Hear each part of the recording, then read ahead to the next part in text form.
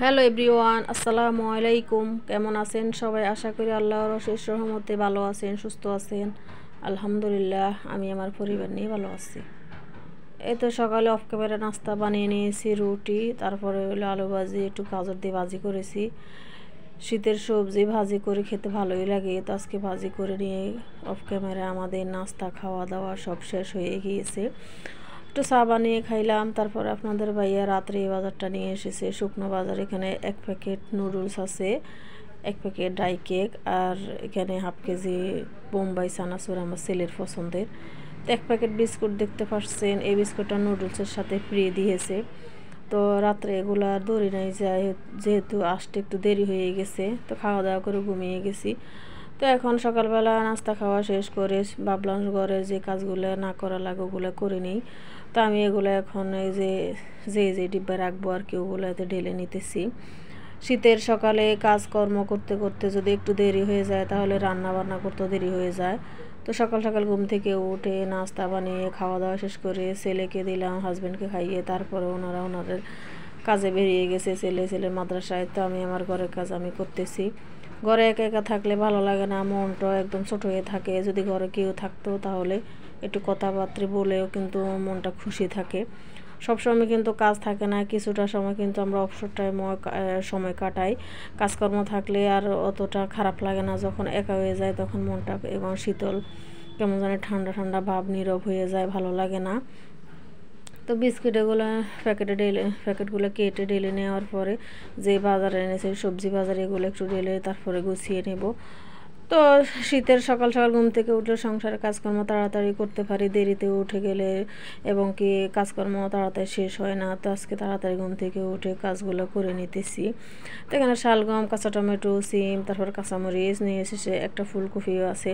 শীতের সবজি বাজারে এখন যে এগুলোই ঘুরি ফিরে এগুলোই খাওয়া পড়ে। আর কি খাবো, প্রতিদিন একই খাবার ভালোও লাগে না, কিন্তু একই খাবার সবসময় ভালো খাইতে গেলেও কিন্তু পারা যায় না। যাই হোক, তো এগুলো গুছিয়ে রেখে দিব।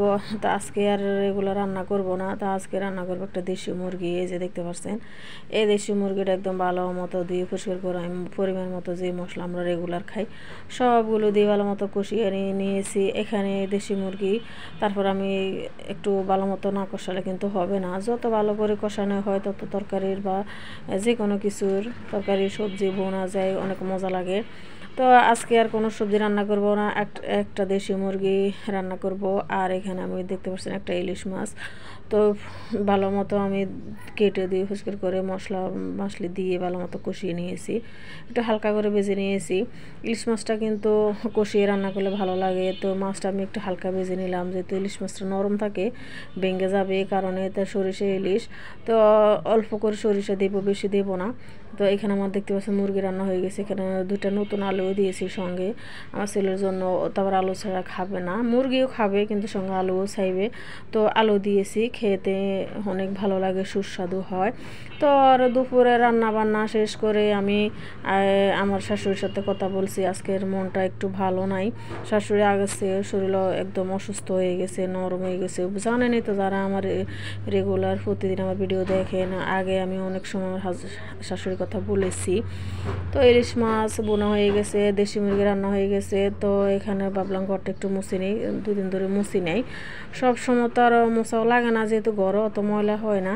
তো একটু ভাবলাম কি আজকে একটু মুছে নিতেই হবে। তো ভালো মতো আগে পরিষ্কার করে ঝাড়ু দিয়ে নিয়েছি, তারপরে আমি একটু মপ ব্রাশ দিয়ে মুছে নিলাম, এই আর কি।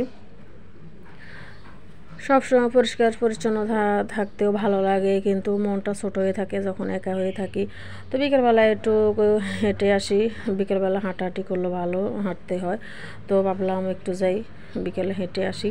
তো বাসা থেকে বাইরে হয়ে গেলাম, দুপুরে খাওয়া দাওয়ার পর একটু রেস্ট নিলাম, তারপরে বাইরে হয়ে গেছি একটু হাঁটাহাঁটির জন্য। তো ফার্স্টে আমার বাসার নিচে যে একটা ফার্নিচারের দোকান আছে, তো ওই ভাই আমাকে বললো কি, ভাবি কই যান? আমি কে যাই একটু হাঁটাহাঁটির জন্য বাইরে হইলাম। ভাইয়া কই গেল? আমি ভাইয়া তো জানেনি কই যায়, তার কাজেই আসবে রাত্রে। তো দাঁড়িয়ে একটু কথা বললাম আর ওনার দোকানের একটু ভিডিও করলাম। দেখতে পাচ্ছেন অনেক ফার্নিচার আছে, কাঠের ফার্নিচারগুলো দেখতে অনেক ভালো লাগে। এই ফার্নিচার আমার অনেক ভীষণ পছন্দ। যত রকমের ফার্নিচার কিনি না কেন, কিন্তু কাঠের ফার্নিচার আমার অনেক ভালো লাগে। ঘরে মনে হয় যে শোভা বৃদ্ধি পায়, অনেক সৌন্দর্য বাড়ায় কাঠের ফার্নিচারগুলো। যেগুলোই এখন তো অনেক ফার্নিচারে বাইরেছে, রাস্তায় দেখলে বা দেখা যায় দোকানে দোকানে সাজানো, প্লাস্টিকের, স্টিলের, অনেক রকমেরই ফার্টেক্সের, যত রকমের ফার্নিচার হোক না কেন, আমার তো এই যে কাঠের ফার্নিচার বেশি ভালো লাগে। তো যাই হোক, হাঁটাহাঁটি করে চলে আসলাম। সন্ধ্যার নাস্তা এখন বানাইতেছি। আজকে ছোলা বুট ভুনা করব। তো এখানে ছোলা প্রয়োজন মতো আমি যেগুলো মশলা খাইগুলো দিয়ে ভালো মতো ভেজে নিয়ে পরিষ্কার করে তারপরে ছোলা ভুনাটা করতেছি। শীতের দিন তো দিনটাই ছোট, তাড়াতাড়ি ঘুম থেকে উঠলে সংসারে কাজ রান্না বান্না করতে আর দেরি হয় না, দেরিও হয়ে যায় না, তাড়াতাড়ি সময় মতো কাজগুলো করানো হয়ে যায় এবং কি কাজ করাও শেষ হয়ে যায়। তো সকাল সকাল ঘুম থেকে উঠে সকালে নাস্তা বানিয়ে খাইলাম, দুপুরে রান্না বান্না শেষ করে তারপরে বিকালে একটু বাইরে এলাম, সন্ধ্যার নাস্তা বানাইতেছি।